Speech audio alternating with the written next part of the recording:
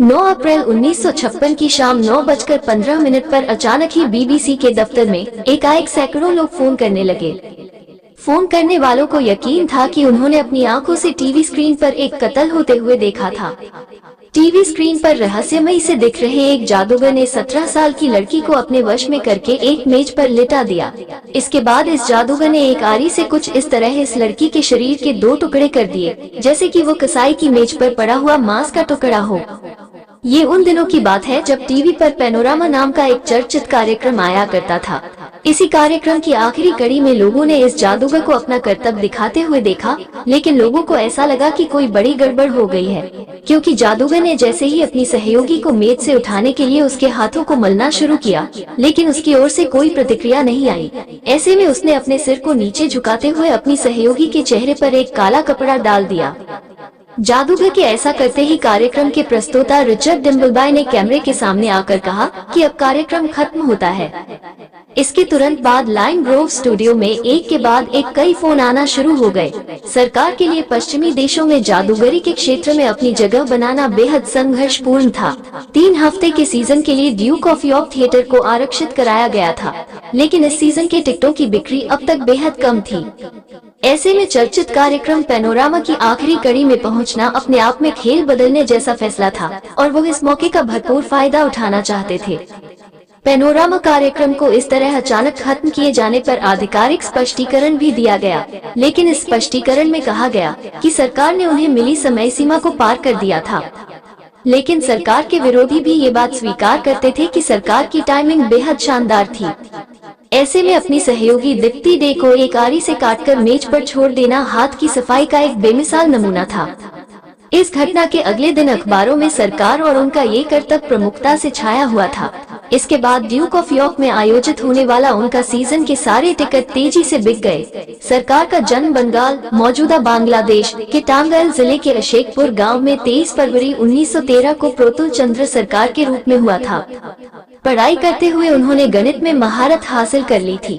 कई लोग उन्हें एक जन्मजात प्रतिभा के नाम से भी पुकारते थे, लेकिन सरकार का दिल जादूगरी में लगता था। सरकार ने अपना आखिरी नाम सरकार से बदलकर सौसा कर लिया, जो कि अंग्रेजी भाषा के सॉरसरर यानी जादूगर की आवाज से मिलता जुलता था। इसके बाद उन्होंने क्लबों, सर्कसों और थिएटरों में अपना जादू दिखाना शुरू कर दिया, लेकिन बंगाल के कुछ शहरों के परे अभी भी लोग उनसे अपरिचित ही थे। ऐसे में उन्होंने अपने आप को दुनिया का सबसे महान जादूगर कहना शुरू कर दिया। उनकी ये चतुराई काम कर गई। इसके बाद देश भर में से कई जगहों से उनके पास निमंत्रण आने लगे, लेकिन अंतर्राष्ट्रीय जगत में अपनी जगह बनाना अभी भी एक मुश्किल काम था। पश्चिमी दुनिया के जादूगर अभी भी भारतीय जादूगरों को अकुशल मानते थे।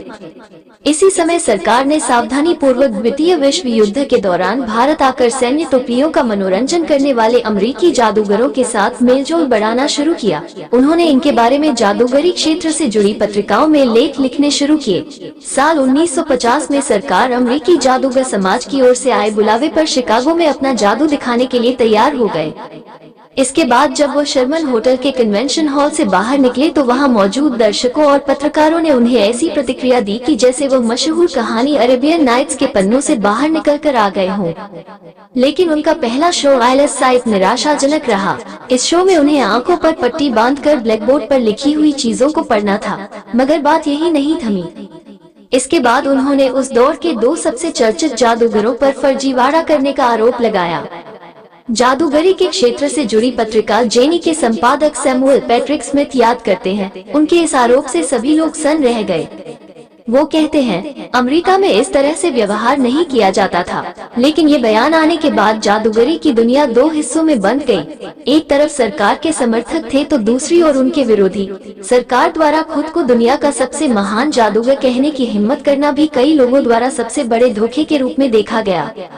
ऐसे में जब लोगों को उनकी जादूगरी पर शक हुआ तो इससे सरकार का ही फायदा हुआ, क्योंकि बॉक्स ऑफिस पर उनके शो हिट हो रहे थे। सरकार का प्रचार तंत्र भी बेजोड़ था। जादूगरी के क्षेत्र से जुड़ी पत्रिकाएं और अखबार उनके काम की सकारात्मक समीक्षाओं से भरे हुए होते थे।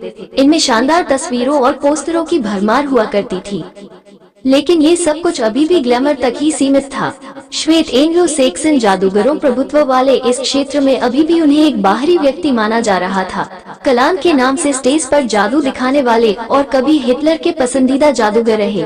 हेलमट अवॉल्ड स्क्रिवर ने 1955 में सरकार पर उनकी तरकीबों को चुराने का आरोप लगाया। इसके बाद जर्मन जादूगर के खिलाफ और सरकार के पक्ष में कई जादूगर खड़े हो गए। इन जर्मन जादूगर को याद दिलाया गया कि उन्होंने अपनी राष्ट्रीयता छुपाई है और जिन तरकीबों को लेकर उन्होंने सरकार पर आरोप लगाया था वो भी चोरी की है या मांगी हुई है। आज सरकार को उनके इंद्रजाल या the magic of India show के लिए जाना जाता है, जिसे 1955 में पेरिस में आयोजित किया गया था।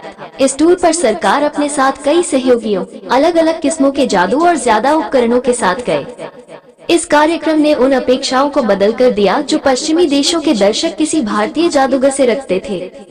थिएटरों को ताजमहल जैसा बनाया जाता था।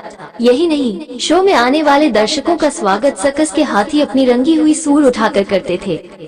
कार्यक्रम का प्रस्तुतिकरण भी बेहद शानदार था, जिसमें कई तरह के बैकड्रॉप, कई बार कॉस्ट्यूम का बदला जाना, शानदार लाइटिंग शामिल थी। लेकिन सरकार के करियर का टर्निंग पॉइंट पैनोरामा कार्यक्रम में उनका सनसनीखेज शो था। हालांकि उन दिनों में टेलीविजन अपने शुरुआती दौर में था, लेकिन सरकार इतने अक्लमंद थे कि उन्होंने इसका फायदा उठा लिया। सरकार की तरह किसी भी जादूगर ने इस माध्यम का इतना सफलतापूर्वक इस्तेमाल नहीं किया था। सरकार अपने स्टेज इफेक्ट्स और खास अंदाज की बदौलत दूसरे कई जादूगरों से कहीं आगे निकल गए। उन्होंने भारतीय जादू को एक नई ऊंचाई पर पहुंचाया। साल 1970 में डॉक्टरों ने उन्हें ट्रेवल नहीं करने की सलाह दी, लेकिन इसके बावजूद सरकार अपने 4 महीने के कार्यक्रम के लिए जापान रवाना हो गए। 6 जनवरी 1970 को सरकार ने होकाइडो द्वीप के शिबेसु शहर में अपना इंद्रजाल शो किया, लेकिन स्टेज छोड़कर बाहर निकलते ही जानलेवा दिल के दौरे ने उनकी जान ले ली। सरकार को दुनिया के कई सम्मानित जादूगरों द्वारा भावभीनी श्रद्धांजलि दी गई। जादू की दुनिया का इतिहास लिखने वाले डेविड प्राइस कहते हैं कि जादू की दुनिया में भारत को पश्चिमी दुनिया के जादूगरों से टक्कर लेने के लिए एक महान जादूगर की जरूरत थी, और सरकार का शुक्रिया, क्योंकि उनकी वजह से भारतीय जादू ने दुनिया में अपनी जगह बनाई है। सरकार को उनके इंद्रजाल जादू के लिए आज भी याद किया जाता है।